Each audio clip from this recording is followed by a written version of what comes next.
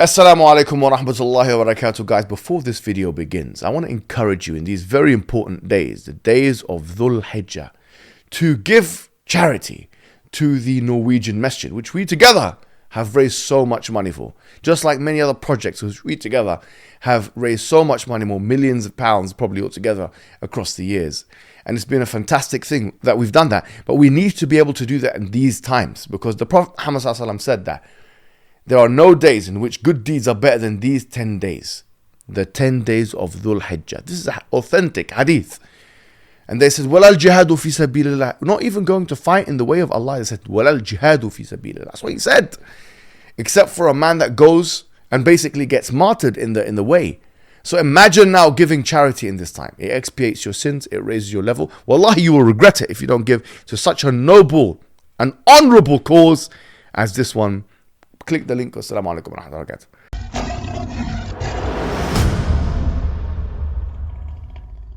Assalamu alaikum wa rahmatullahi wa barakatuh. How are you guys doing? There's a man called Charlie Kirk, who's an activist, a supposed activist, a high school dropout, and an ultra-crepidarian who's been getting involved in subjects that are way beyond his pay grade. An individual who is a right-wing, not just a right-wing apple polisher, but a Donald Trump apple polisher. An individual who's been stuck in the plantation, the ideological plantation of MAGA, picking the political cotton for Trump, being whipped by Daddy Trump into political and ideological submission, who came to the United Kingdom and instead of engaging with his adversaries in a manner that would befit someone who claims, or at least acts like a debater, has done the same thing as Ben Shapiro, another coward, another weasel who's been weaseling around and running away because he is a pusillanimous from me for many, many years. And this individual here has come to University of Cambridge, speaking to students just like Ben Shapiro does, the same format exactly. And even then, when he interacts with students, he thinks he's making all these fantastic points. But I've never seen a person who makes so many blunders in such a short span of time. Let's take a look at just one video and come back and respond in kind. Let's say Hamas was eradicated. What do you think should happen between both the communities in order to bring, peace between both of them and make things better? Yeah, so just so everyone's clear, the reason why Gaza's under Hamas control is that there was a peace deal that was signed. Israel got out of Gaza in the pursuit of peace. Israel gave up the Sinai in pursuit of peace. Israel gave up portions of the West Bank in pursuit of peace. Israel has actually decreased the land size of their nation significantly in the last 40 years. This man has made about 4 or 5 points, and actually every single one of them is false.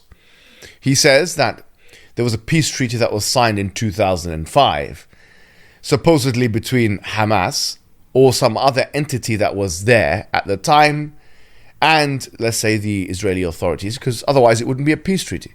But actually this is incorrect. It's factually incorrect, because it was a unilateral disengagement that took place at the time of Ariel Sharon. And in fact, it was a decision that was made to remove settlers who were there in Gaza from the Gaza Strip. It doesn't actually mean that Israel at that point had lost what is referred to in international law as effective military control. They still had and still have effective military control because they controlled what was going into Gaza and what was leaving Gaza. They controlled the airspace, the waters, etc., etc. And so they had effective military control. The second thing he mentioned is the Sinai Peninsula. And of course, this is a very strange thing to mention because it's going back in time now to the conflict with Egypt. And the question to be asked is, at what point did the United Nations, from the inception of the so-called State of Israel in 1948, include the Sinai Peninsula within the perimeters of what is now referred to as proper Israel? That's never been the case. In fact, there was an illegal invasion by the Israelis into sovereign Egyptian land, which was redeemed thereafter by the Camp David agreement in 1978 after the well-known war in 1973. And Anwar Sadat, the then president of Egypt, was negotiating on behalf of that country to get that particular peninsula back. So that's incorrect. You're saying that they gave it up in the pursuit of peace. They took it in the pursuit of expansionism in the first place.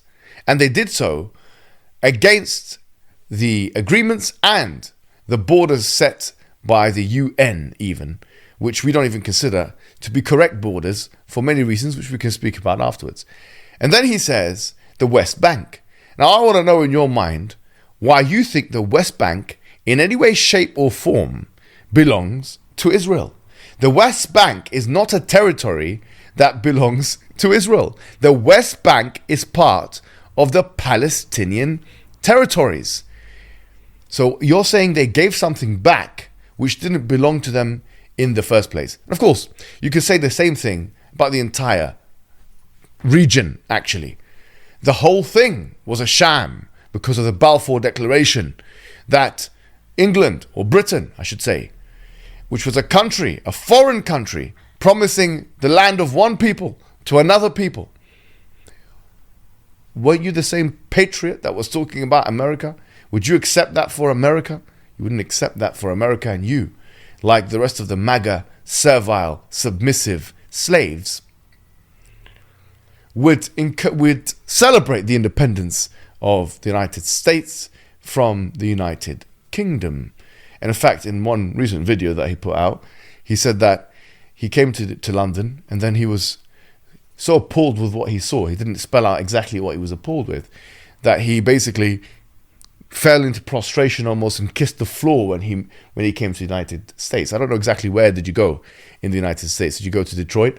Did you go to the shanty towns of Chicago? Did you go to the hillbilly areas where probably your parents are from, and your friends are there, and the rednecks that your compatriots and your friends? Did you go to those areas? A little shotgun there and this and that, huh? Did you go to those areas and then bow down like that? Or did you go to the areas where people were getting shot up or homeless people were needing your assistance? Which area of America did you go to exactly? Or did you go to the metro system, which is one of the worst metro systems in any Western country, in New York? Did you go to that one? Where exactly in America did you feel like you were in such a utopian place comparative to the United Kingdom? I think you're living a utopian delusion, actually. But putting that to the side, what I'm going to say to you is this. You've been running away for too long. You're trying your best to manufacture scenarios just like Ben Shapiro, wherein which you can antagonize, provoke, debate, and control all the variables of a debate with undergraduate students. The only thing that they have in common with you is the fact that both of you haven't graduated yet. In fact, at least they are trying to. You dropped out. But that's another issue for another day. Why not debate somebody who's established in the issues? I challenge you, you coward, buck-toothed coward, hillbilly coward, MAGA coward. Come.